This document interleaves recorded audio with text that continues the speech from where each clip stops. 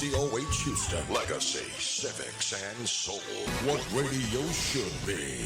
1230, The Source. The views and opinions expressed on this program are those of the host, guests, and callers, and not necessarily those of this station, its owners, management, or advertisers. KCOH 1230, a Spotlight Media Company. All About Business with Angela Freeman is an informative new Saturday morning show that provides information on how to navigate the world of public and private contracting. Step 1, certification. Find out more about it this Saturday, All About Business with Angela Freeman, right here on 1230 The Source, Saturday morning, 9 a.m. And welcome to It's All About Business with Angela Freeman. Whatever you want to know, whatever you need, anything you want to know about business, I'll find it naturally because I'm a connected woman. Hello, everyone, and welcome this morning. We have another outstanding show to bring you tools and resources and help to build relationships. So please sit back with your cup of coffee. I hope you have your writing devices ready to take notes. This morning we have a speaker to bring to you about information of doing business with minorities in the corporate sector. This morning we have Mr. Raph Moore, whom I like to call the godfather of supply diversity. Supply diversity. Thank you. Yes, you are, Raph. Supply diversity is a program to ensure that we do have diverse businesses at the table for contracting opportunity. And Mr. Moore, he's the one who goes into the corporate America and explains to them the value, what their proposition is, and how to do it the right way. He was the leading source for the National Minority Supplier Development Council in conducting their training for over 24 years. And the National Minority Supplier Development Council is a national organization that provides certification for minority-owned businesses. And we have talked about certification over and over again, the value that it brings to you. Also, Mr. Moore created RGMA, 5 levels of supply diversity maturity model. So he was the one who went in and said, okay, this is what it takes for you to have a world class. You may start here, but this is what it takes to have a world-class program in order to ensure that we're bringing diverse businesses to the table and impacting the communities in which corporations work and live. Good morning, Raph. How you doing? I'm doing great. Thank you, Angela. I really appreciate this opportunity to speak with you. I appreciate you coming aboard and sharing with us what's going on inside of corporate America.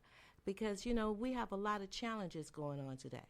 We just heard about it, DEA program being dismantled in a Texas university. We have the MBDA program that has been forced at this time to be inclusive of all. And so we're trying to figure out, okay, well, how are corporate America, how are partners and corporations feeling about this? I know from my experience is that there are some that are still holding strong and saying that they will ensure that they keep the programs in order to impact the community. But then there are some that are still on the fence. So we're going to kind of dive into a little bit of that. But, Raph, give us a little bit more about who you are and why you do what you do. Well, let me just say again, this is my life's work. The whole issue of advancing minority businesses, diverse businesses. Matter of fact, it was 50 years ago this month that I left Arthur Andersen and went to work for a private equity firm focused on minority businesses. Called the MESBIC, Minority Enterprise Small Business Investment Company. And doing that, my work I was there for 3 years, and my work in that area, I met a gentleman at my first conference I went to, again, 50 years ago. I met Reggie Lewis, who we became friends, and he inspired me to do the things that I'm doing. And what I've done over the last, I started my business in 1979. Matter of fact, June 1st will be 45 years of having my own consulting firm. But the issue has been focused on building conveying the fact that this is not a social issue. This is a business issue. And I'm a former Arthur Anderson CPA, so I bring that perspective that let's just not focus on compliance and numbers. Let's focus on strategy and process. And that's where I talk a lot about value proposition, but I also talk a lot about the economic impact, because at the end of the day, a business relationship is the ideal business relationship is 1 + 1 = 3. You benefit, I benefit, and the community benefits. So the reality is, if there's any place that supplier diversity should be and can be very impactful, it's Houston, Texas. Yes. Houston, there's a lot of opportunities out here. There's a lot of resources. And you're right, we can show how that great impact can be made in the community. So can you tell us what is the business landscape looking like for diverse businesses at this time? Well, it's interesting. We're having, there's a lot of blowback, a lot of headwinds. You have some pretty radical, the climate is not what it should be. But the reality is, excellence will overcome ignorance every step of the way. Yes. And I go back to my early years in 1968. Matter of fact, we're memorial recognizing the anniversary of the assassination of Martin Luther King just this week. I was a college sophomore, and had just pledged Kappa Alpha Psi, and one of the things I realized as a member of Kappa Alpha Psi, that I need to play a role. I need to do something. I just can't sit here and read the newspapers. So one of the things I got involved with that summer, I was part of the protest with Reverend Jackson, where we were protesting A&P stores not hiring black store managers or black contractors. So I've been in this fight a long time. But the climate today, and I also, let me just go back for a moment. It was really Richard Nixon, the work he did with the executive order in 1969, that really turned this into, that got us set to do this the right way. No longer, white-only signs on banks, and the SBA, which was founded in 1953, didn't make any loans or any assistance to black or Hispanic businesses until 1969, 16 years.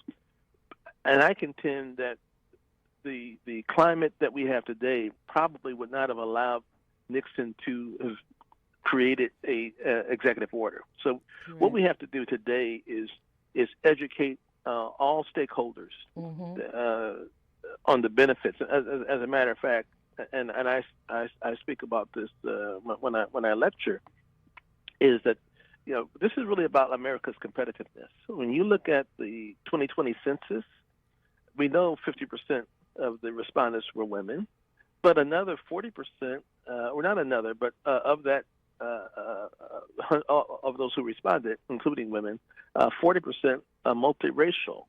So you're looking at a very diverse climate out here, America. So what we have to do is make sure people understand this is about business. This is not about a feel-good, trying to make a few people rich. This is about how is America going to compete with the rest of the world if we don't use all of the resources available to us, and that includes minority and women-owned businesses. Correct. And so, and you're correct, Richard Nixon, he's the one who made the change that we see with diversity inclusion. And the program at that time was primarily focused toward African American. Yes, most definitely. And most of the programs that we have now started at that point until we started to include other diverse races in this. But right now, everyone is looking at a race neutral landscape. Not everyone. Well, not everyone. But that's what we're hearing more and more from government legislation and the powers to be. Yeah, and you're in a very interesting position there in Texas. Houston being the most diverse city in America, but yet Texas having some pretty what's the word? I want to say again. I'm sure we're being recorded here. I don't want to say the wrong thing, but certainly it seems like Texas doesn't get it. And again, the reality is you need all hands on deck. Yes. And I go back to Jackie Robinson. Matter of fact, one of our clients over the years, one of our most significant clients for 5 years, we were on retainer for Major League Baseball, and we created the Major League Baseball Diverse Business Partners Program, which is the most diverse, the most impactful supply diversity program in sports. But I always use Jackie Robinson as an example. Branch Rickey didn't bring in Jackie Robinson to the Brooklyn Dodgers, 1947. That wasn't about diversity. That was about winning. He brought in. He needed, and it took some teams 10 years. I won't call teams by name, but what Jackie Robinson, when he came to the major leagues, and he struck out every time he with the bat and got into a fight every day, it would have been another 20 years before blacks were allowed to play baseball. But he came in, was Rookie of the Year. He eventually led the Dodgers to winning the World Series in 1955. And I contend that's what minority, black, Hispanic business people, that's what we're doing for America. We're helping America win. So we need to stop looking at race-neutral programs, because the reality is the purpose, the reason we have supplier diversity is that first we had 250 years of slavery. We don't have to go back that far. We had 150 years of Jim Crow, or really 100 years of Jim Crow, where after the Civil War, we couldn't work in corporate America. We couldn't do business with corporate America, so we had very little experience that we could bring to the table. And it wasn't until the mid-1960s that they even allowed in any significant numbers blacks to be corporate managers and learn how to run companies. So we're just now getting to the point where we have, I wouldn't say just now, we've been there maybe for 20 years. There are thousands, tens of thousands of brilliant minority businesses out there running great companies, but they have been denied opportunities because people will say, well, you have no experience in my industry. Well, your industry didn't let us in until 25 years ago. So let's be fair about what's going on here. So it's those who talk about race-neutral supply diversity programs, I mean, that's an oxymoron. There's no such thing. The reality is we need to build the capacity of minority businesses so we can bring value to corporate America. And that's key, building capacity. That's one of the challenges that we've been having over the years. But how, I know you work with many of the major Fortune 500 companies. What are you hearing about? What are the challenges that they're having as it relates to supply diversity? Well, it's interesting. And we've talked, you mentioned the 5 levels, and I'll just briefly talk about it. Because when you look at the 5 levels, and again, the level 1 are those who are just getting started on supplier diversity programs, and many times senior leaders aren't there. Level 2 are those companies who are compliance-driven, just trying to report to the government or to a company that requires them to report on second-tier programs. So they're really, again, leadership is not at the table supporting those programs. Level 3 is where you have companies that matter of fact, you probably have some companies that are members of the Houston Council, and they show up, but they still haven't quite invested in supplier diversity. So we call them traditional supplier diversity programs. But it's really at that level 4 where you transition from a traditional supplier diversity program to an advanced supplier diversity strategy. And that's where you now have leadership gets involved and understands the value proposition, which is driven by operational excellence, not a need for diversity. And they're ready to invest in the program, and they sponsor conferences at the Houston Minority Supply Development Council. So at level 4, leadership gets involved, and at level 5, not only are the leaders involved, and they're funding the programs properly and the resource properly, they're taking the message on the road. They're taking it to the industry groups. For example, you have ExxonMobil there in Houston, where they became a member of the $1 Billion Roundtable. And the $1 Billion Roundtable, about 45 companies around America that spend at least $1 billion a year with diverse companies, including minority companies. Yes. But I say that to say those companies at level 4 and 5 get it, and you can see those companies that are engaging diverse suppliers.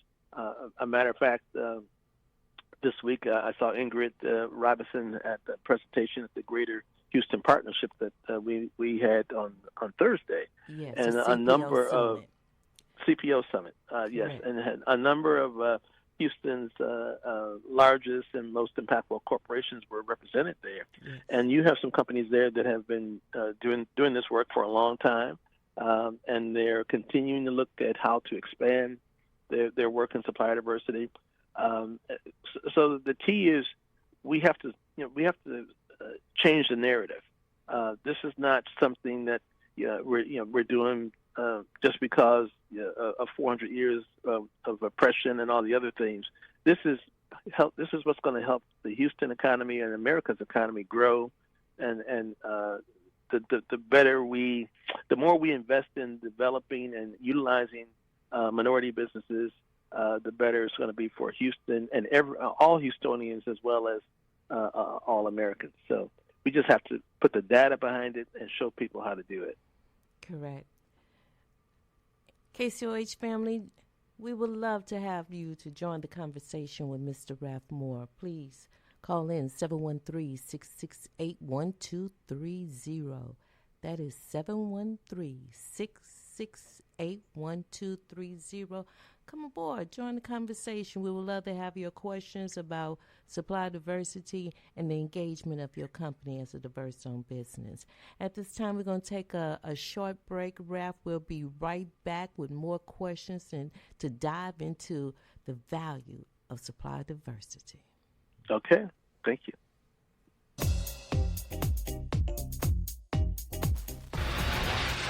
Entertain and inform. 1230 The Source. 1230 The Source. Hello, this is Fred Hoyer coming to you for Bayway Lincoln. Bayway Lincoln and Fred Hoyer, a winning tradition for 28 years. You want service, call Fred. You want savings, call Fred. Call Fred Hoyer today at 281-929-6500. That's 281-929-6500. Right now at Bayway Lincoln. Great savings on Lincoln Navigator. Great savings on Lincoln Corsairs. Great savings on Lincoln Knowledge. And great savings on Lincoln Aviators. Bayway Lincoln and Fred Hoyer, winning tradition for 28 years. Remember, call Fred Hoyer today at 281-929-6500. That's 281-929-6500. Good credit, bad credit, divorce, repo. Give me a call right now. Fred Hoyer, Bayway Lincoln, 281-929-6500. Bayway Lincoln and Fred Hoyer, where service is king. Bayway Lincoln, 45 South at the Fuquay exit. Call Fred Hoyer, 281-929-6500. Bayway, your Houston Lincoln dealer. Michael Harris. Making final arrangements for a loved one shouldn't be difficult. I found everything I needed and more at Mabry Memorial Mortuary, a staple in Houston's 3rd Ward and servicing families in the greater Houston area for over 20 years with professional and caring services for all funeral, cremation, and memorial needs. Centrally located at 5000 Alameda Road, offering 4 uniquely designed chapels and an in-house repass option, plus in-home streaming, quality merchandise, and aftercare guidance, all at reasonable and customary pricing. And on behalf of our entire staff, this is Justin Mabry. We welcome you to stop by for a personal tour, as well as available to discuss all at-need and pre-need concerns. Mabry Memorial Mortuary, 713-942-7673, and our website, mabrymortuary.com.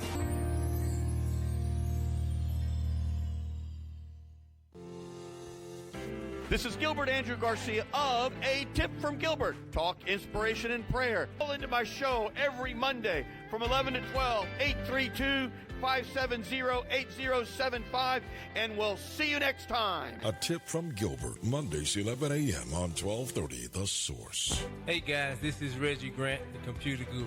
Join me on Saturdays from 11 to 12 as we discuss all the latest computer-related issues. And let's talk about all the computer problems you might be running into. Issues, the show will save you money. So make sure you tune in every Saturday from 11 to 12. Tech Talk with the Computer Guru, Reggie Grant, every Saturday, 11 a.m. to 12 noon on 1230 The Source. We entertain and inform. 1230 The Source. 1230 The Source.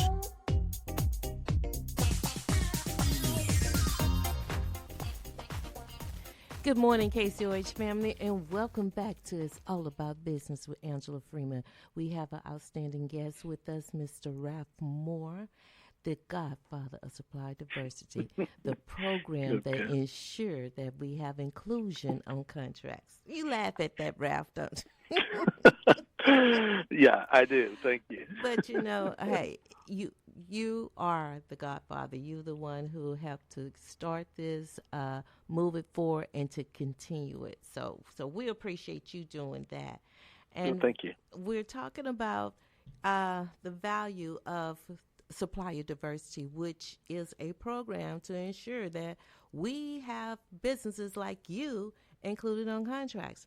So we do have a caller that's on the phone. Caller, please state your name, the name of your business, and what is your question for Mr. Moore?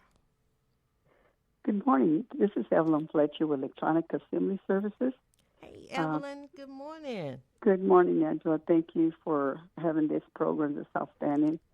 Also, Mr. Moore, I really appreciate what you said about, the excellent part of it, because if we don't excel and go beyond to get more build relationships and get to know the people, right, who we're talking with, it's a corporation. So even if it's MBE and doing business with MBEs, because I'm an MBE certified to the Houston Minority Business Council. And so my question is, how does it go? Because right now we build electrical control panels for the oil and gas and the energy sector like CenterPoint, but I'm diversifying and doing the EV charging station. So saying that, how does that go anywhere in what you're talking about, like with financing? I know there's a lot of financing with banks and all that, but some things are tough right now. And I'm wondering, how does that work? Does I have anything that you're able to find out for us, or questions with financing and something like that? Well, it's interesting. Financing is always tough, especially if you're in an emerging business. And if I may, let me ask you a question. How long have you been in business? I've been in business about 36, almost 37 years, sir. Oh, well, you're okay. Well, you're a seasoned pro, but it's one thing. I went to a conference many years ago, and the gentleman said, the only time a business person needs money is when they think what they think is going to happen happens, or what they think is going to happen doesn't happen. So you always need access to a bank. Now, are you looking at bank financing or equity financing, or? Well, within reason, whatever financing I can get. I know there's the grants. I'm trying to get involved with that, and maybe that'll be an opening, because right now banks are kind of tough, and business gets slow, and so they want to make sure, hey, you have any business, how are you going to pay it back? They want to see that. You already know all that. Exactly. Well, one of the things, and again, and it's been a secret that not a secret. It hasn't been publicized to full extent. Is the Business Consortium Fund, which is part of the NMSCC network, and Angela can tell you more about that. Yes. Every NMSCC chapter has a link to the national NMSCC office. I know that that fund has gone through some changes here recently. So Yes. Angela, you'd have to let let me know if it's still doing what they're supposed to be doing. But that's one way of looking at it. But the other one, the SBA, they're still making loans, and I would certainly spend some time there. This is another situation where being active with the council is useful, because you will find other minority businesses become, well, hey, what's going on with financing, gang? Well, you might find someone, hey, I went to XYZ Bank and I got an SBA guaranteed loan. So you might find someone who has found a source of financing. There's also community organizations that are doing some financing, as well as the private equity firms. The key with the private equity firms is usually they're looking at larger companies. When I say larger, probably $5 million and up in revenue, and sometimes much larger than that. And they also want a piece of the action. They want common stock or a percentage of the ownership. So you have to give some thought to that. But the reality is, it's something you need to work. It's almost like you're within your business plan. It's something that you have a part of your plan, and you work on every week. What's the current relationship with my bank? And one of the things we talk about, it's good to have two banks, at least more than one. And I'm not sure that's the size of your business, but one of the things that we recommend, let's say you have a payroll account, maybe that payroll account is at another bank. So in case something happens to the bank you're working with, or is acquired by a bank, and all of a sudden they don't want to give you a loan because of the industry you're in, you can just pivot and go to the bank where you have a relationship. It's difficult to start a relationship with the bank and get a loan within the same 6 months. They want to know who you are. Let's see financial statements and all of that. So it's financing is an issue that will never go away. But again, your reputation will help you with the financing too, because you want clients to vouch for you and others to say, hey, I've worked with her for 15 years. I know this company. I know this business. And that goes a long way with building your reputation that, as the bank does their due diligence. I've been with Chase Bank since I started. And what really helped me out is the Houston Minority Business Council with Angela Freeman and where they and their staff, they work really hard to get us. And I wound up getting Centerpoint, and that's a corporation, when I never thought that would ever happen. But it happens. You have to excel and go beyond. Because I always tell Angela, I'm a hustler. I look left and right, You have to be. I don't take no for an answer. Well, and one of my favorite slogans is the only place you find success before work is in the dictionary. So you got to do the work. And when you said 37 years, and a lot of people don't understand what that means, 37 years. Yes. That means, well, I've been there, even though it's been tough, but I've been hanging on, and I'm good. Well, thank you so much. I really appreciate it. And that's a lot of payrolls too. People don't understand that pressure on the night before payroll. Everybody who's ever run a business has been on a Thursday night when the money isn't there for payroll the next day. That's a lot of pressure. Angela has congratulations told me some information. Thank you. Angela has told me information of some banks and stuff. Thank you, Evelyn, for calling in with that question. And Ralph, I'd like to add to that. The Biden-Harris administration has just announced $20 billion in grants to mobilize private capital and deliver clean energy and climate solutions. So, Evelyn, you in that clean energy space with transitioning to EV charging stations. So there was $20 billion that has been delivered out into community organizations, which they call green banks. Now, this is something new. At least it's new to me. So we have banks, green banks out there that are focused on just providing financing to companies that are in the clean energy space. So if you go to the EPA.gov, you will find those organizations that has been granted this money, over $20 billion, and it's split up between different banks. And you may want to reach out, kind of read and reach out to those organizations and see how their processes work. But this money is out there. We've been talking about grants. Like, okay, we really can't Yes. find any grants for small business. I get the That's question right. all the time: is there a grant for my business to grow my So business? that's Well, now that's the outstanding. opportunity is here. And KCOH family, I like to say, you need to go out there and research and engage. So if you're in that clean energy space, hey, there's financing for you. You just find out what the proper process is and what you need to do and how your company needs to be positioned.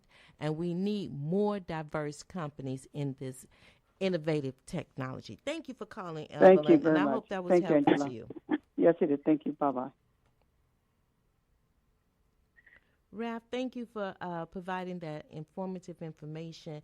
And the consortium fund with NMSDC, the National Minority Supply Development Council, provides finances for, will assist in providing finances to minority-owned businesses that are certified and that are looking to do business or have contracting opportunities with the corporations that are in the network of NMSDC.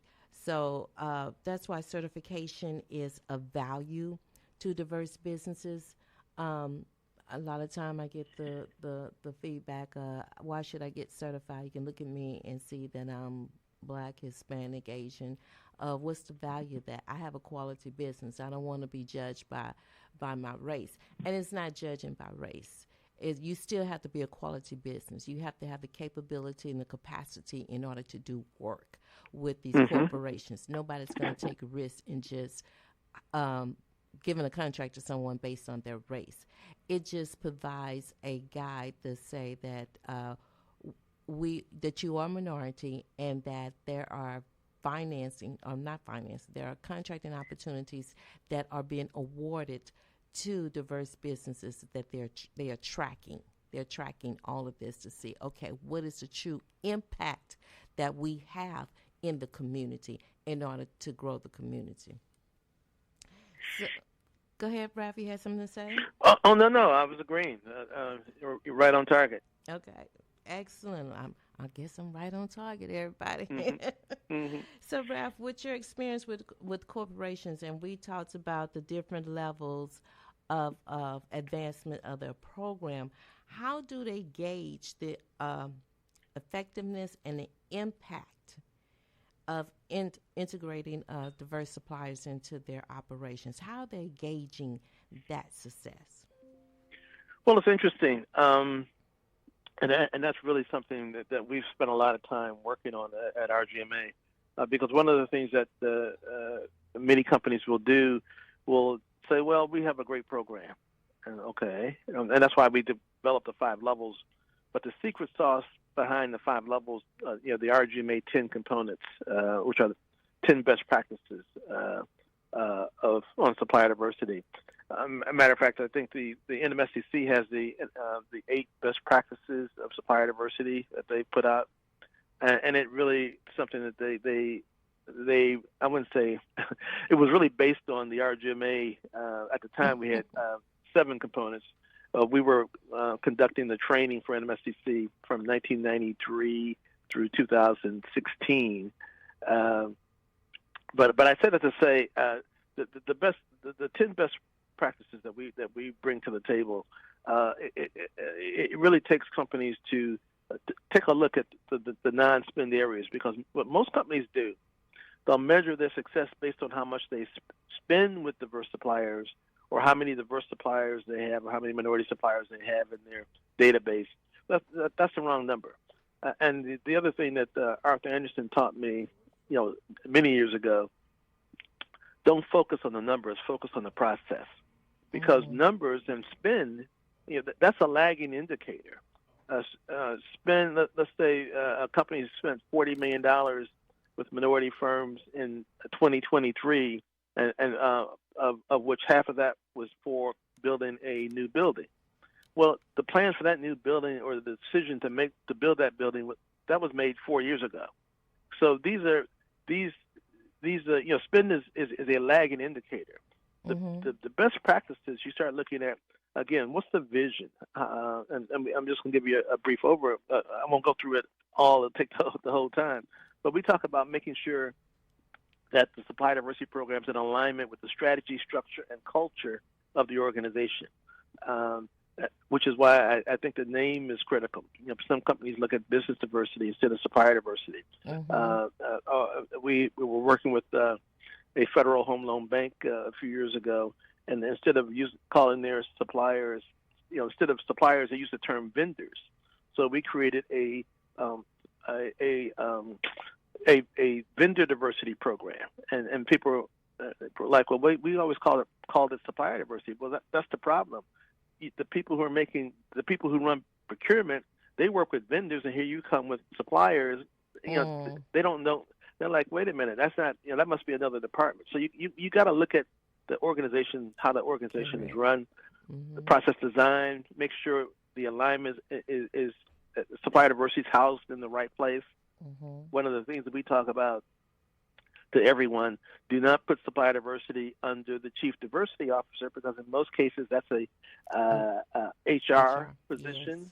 Yes. Supplier diversity is a procurement function. So again, we have to dig into the way the company is run. But the key to success is having a seamless alignment with the current process. And what we tell procurement or chief procurement officers, and I was in a conference a couple of years ago, and a chief procurement officer said, well, it's just so hard to do. I mean, why is it so hard? I said, well, no, you're making it hard, because all we're asking you to do is to do what you always do: source great suppliers. Correct. And just expand your lens to include minority suppliers. And so, you bring a great point when you say supply diversity should be in the procurement area, because what I like to say is supplier diversity is not just a program. It has two components. Part of it is programming, where you go out to all the conferences. They're meeting great suppliers. They're exchanging information. They have programs internally to mentor and programs to help develop. But the other side of supply diversity is part of the procurement process. Supplier diversity is sourcing. It is sourcing for diverse businesses that has the capability and the capacity to deliver a product or service, and that these companies are certified to be bona fide diverse businesses. So, Rep, when you said supply diversity on the procurement, that just sparked me. I'm like, yes, you're right on it, because it's all about sourcing. It's not just about utilizing a race difference company, and it's not hard to do. No. Again, you're looking for talent. We were working with a privately held company, $4 billion privately held company, and their value proposition was, understand, we need to brighten. It's a R&D company, research and development. We want to access companies led by the brightest minds. We need the brightest people in the industry working for us, regardless of color. Correct. So supplier diversity is part of their strategy to access the brightest minds. And the other piece, and I want to expand on, not only should supplier diversity be in procurement, but we should also look at the fact that it's really not just the supply chain, it's the value chain. So the CFO should be involved, because especially there in Houston, you have some of the largest minority broker-dealer financial management firms, CPA firms there in Houston. They should have access to, again, the internal audit. When you have a bond deal, using a minority firm as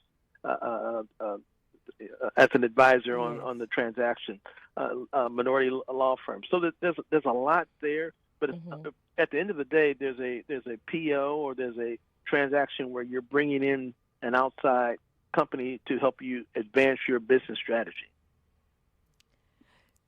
So at this time, Ralph, we're going to take another break, but I do have a caller on the line. We're going to take a quick break, caller. We're going to come back to you with your question. Welcome to It's All About Business with Angela Freeman.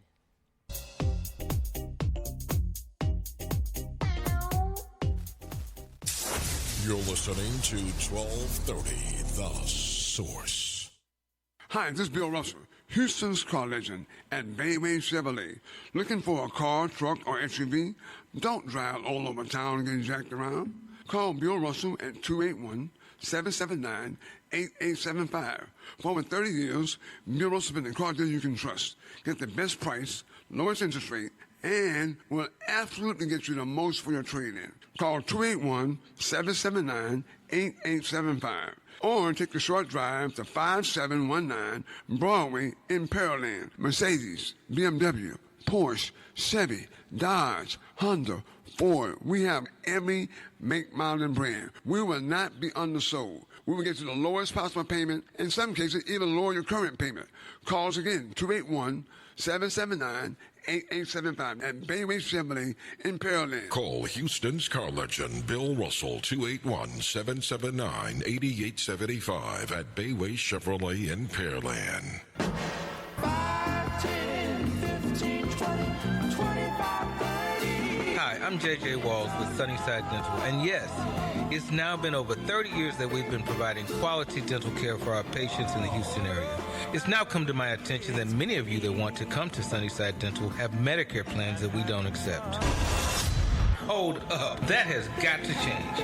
Sunnyside Dental is now accepting most Medicare dental plans. WellCare, Liberty, United Healthcare, Cigna, Kelsey Care Advantage, Amerigroup, Aetna, and many more. We're getting on board.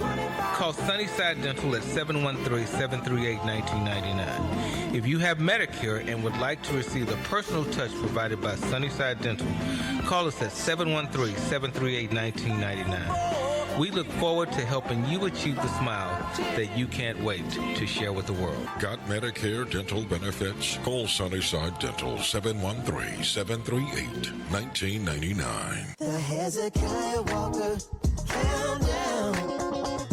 You know we got that brand new sound. Hey family, it's your boy Hezekiah Walker, and I want you to join me this weekend as I count down 20 of the most popular songs in gospel. I'll also be giving you some power music with my power picks of the week and put the spotlight on one of your favorites. So don't miss it, the Hezekiah Walker Countdown. Don't miss the Hezekiah Walker Countdown, Sundays, 12 noon on 1230 The Source. This is Gilbert Andrew Garcia of A Tip from Gilbert. Talk, inspiration, and prayer. Call into my show every Monday from 11 to 12, 832-570-8075, and we'll see you next time. A Tip from Gilbert, Mondays, 11 a.m. on 1230 The Source. You're listening to 1230 The Source.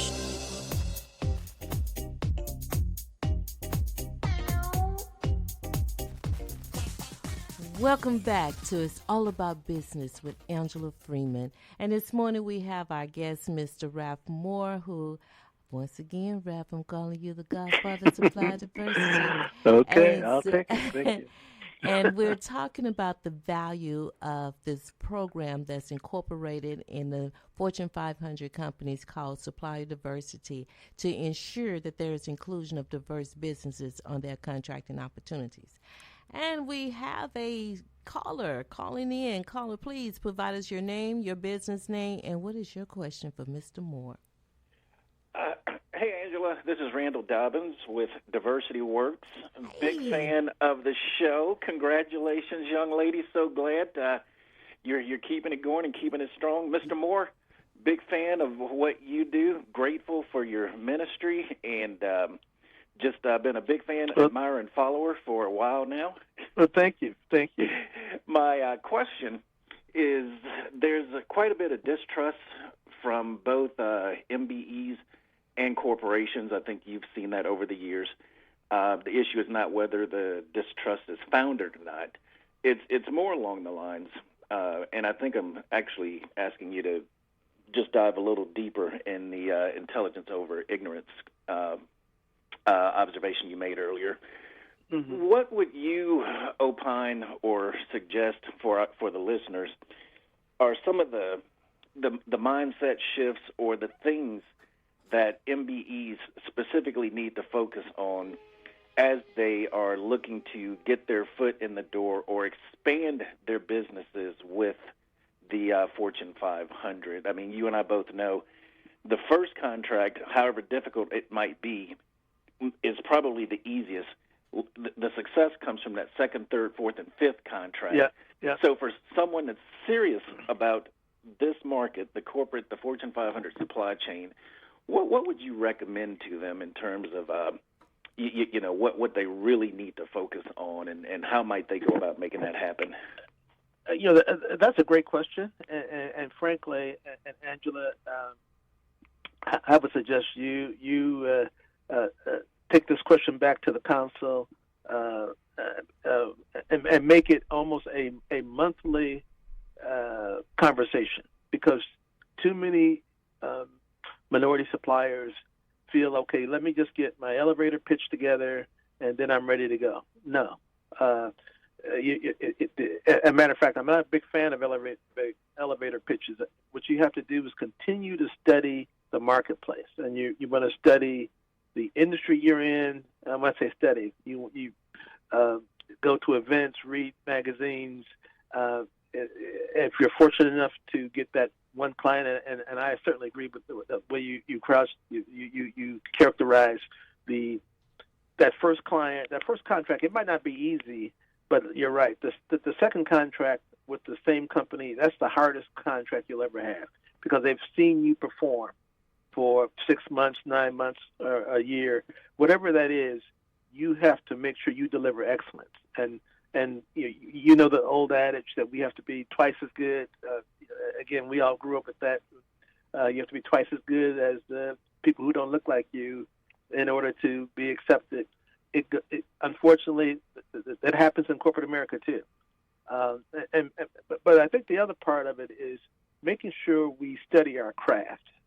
What many of us, we start our businesses, and the day we start our business, in many cases, is the day we stop reading, to stop learning, because we're working 40, not 40, you're working 60 hours a week, 70 hours a week. Your family wonders why you're always late for dinner, you're missing soccer games. So when do you find time to do that? The reality is you have to carve out some time where you're going to study the industry, and in doing so, you got to get. And I'm a big fan of the council. Be active in the council, but also get outside of your comfort zone. You need to get involved with the industry group in which you're specializing in, whatever that is. Join the local chamber of commerce, and many times, and I've talked to people, to business owners who in very diverse cities who've gone to the chamber meetings and said, "Ralph, you don't understand. I was the only black person in the room, and I'm in a city where 30% of the population is black." So many times you have to get yourself out of your comfort zone and go where business is being conducted in order to establish those relationships, so you can start identifying, what it is that's important to the marketplace. And the other thing that's really important is to go to again, going to the NMSCC conference is important, but going to your industry trade show. That's where the new technology is being introduced. Your customers are there. Your competitors are there. Your suppliers are there. So you really have to make a point of, again, continuing to learn about your industry, continuing to learn about your business. And the other point, and I always say this, and it's a little outside of your question, but the key to becoming a successful corporate supplier, you have to be prepared to hire somebody who's smarter than you are and pay them more money than you pay yourself. Now, a lot of folks aren't ready for that, but I tell you, if you're not ready for those two things, you will forever be you're wondering why what happened to that corporate relationship. Why didn't they renew my my contract the second year? That first year is where you get to know what their pain points are. You get to know them. If there's an opportunity for you to hire a specialist to help them solve a problem, they see you investing in your company so you can better serve their company. That's when you start building long-term relationships. Thank you, Randall, for calling in with that question. And Ralph, you bring up some very great points of continuing to educate yourself, but not only yourself as the owner of the company, but your entire leadership team, and drive that education down to the other staff of the company, so the company is well-rounded in the culture of the businesses that you're serving, and continue to build relationships. And that brings me to my next question, Ralph. Building relationships. Can we talk about how important it is to build relationships in order to gain and maintain? And I am sure some supply diversity individuals hopefully are listening out there to talk about building intentional relationships and driving those relationships beyond the supply diversity leader and driving it to the stakeholders. Well, again, relationships are everything. And this is the toughest part for many minority firms.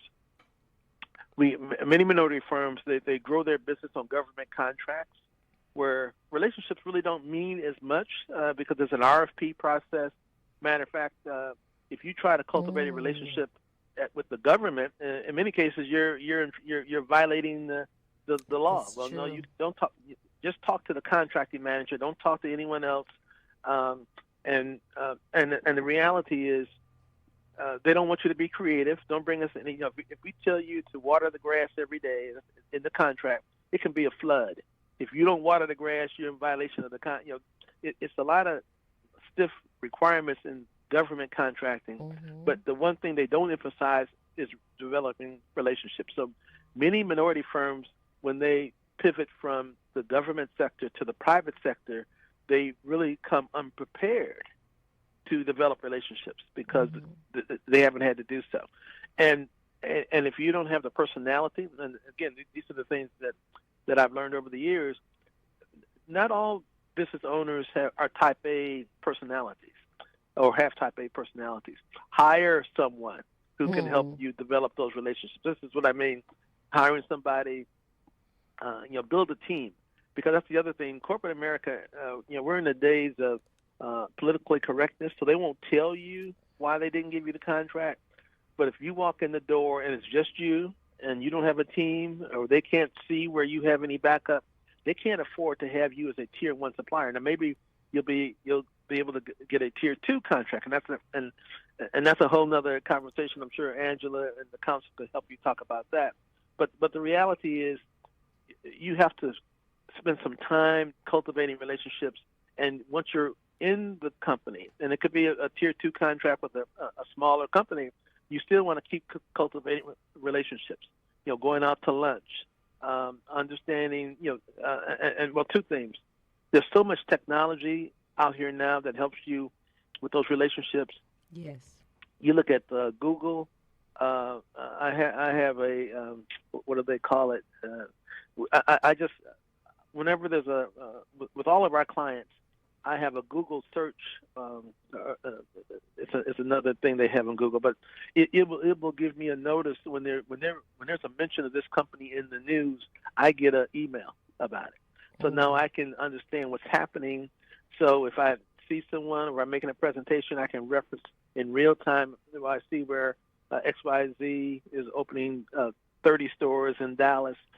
I know what's happening, and I can show the company I've done my homework. Because the worst thing you can do, and Angela, you have, I'm sure you have members who complain about this. You go to a trade show, you see XYZ company, a large company in Houston, and the first question is, well, tell me, what do you buy? What do you do? No. Go on their website. You can find out what they buy. You can find out what they do. So you want to have a much more intelligent conversation around, I can help you. I see where you buy widgets. I am the best widget distributor in Houston. We need to talk, and I can help. I can save you 20%. You want to have, you have about 3 minutes to say savings, service. Again, you want to sell. It's not an elevator pitch. It's a value proposition that you're going to share with a decision owner and let them know that you've studied their company. Okay, Rap, with all that wonderful information that you have provided to us, the value of supplier diversity, how suppliers should be positioning themselves, the challenges that corporations have and how they're overcoming those challenges and measuring their success.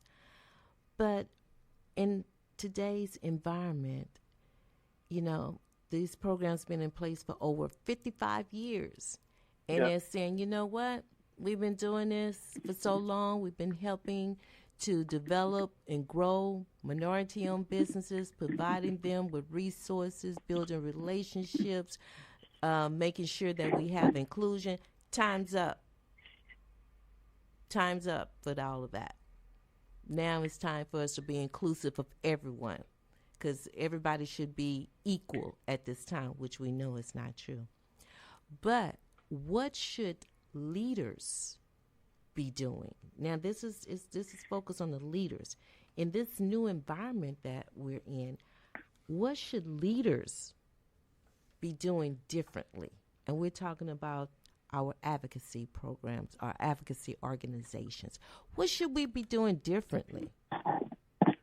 Well, again, I mentioned it earlier. You're already doing this in Houston, but making sure you're providing, you're building capacity building, training for diverse suppliers, so they're current on new technology, so they understand. Again, you just mentioned earlier how you have the CHIPS Act and you have the EV grants. Just sharing that knowledge with diverse suppliers. That's one thing. But I think the other part of it is that we have to, and again, go back on a historical note. We have to educate our young people. And it's interesting. I was in a conference last month, and I asked. And there were about 75 people in the room, and we were talking about the legacy of black businesses in Chicago. And I was mentioning, said, understand how many people in the room here are under 30 years old? None. So we have to get young people out to have these conversations, and beyond that, we have to start using streaming as you using it. We have to start using the technology that young people use to get their information.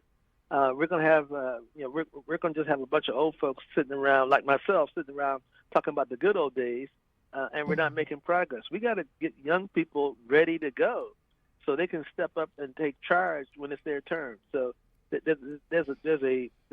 need to close the door.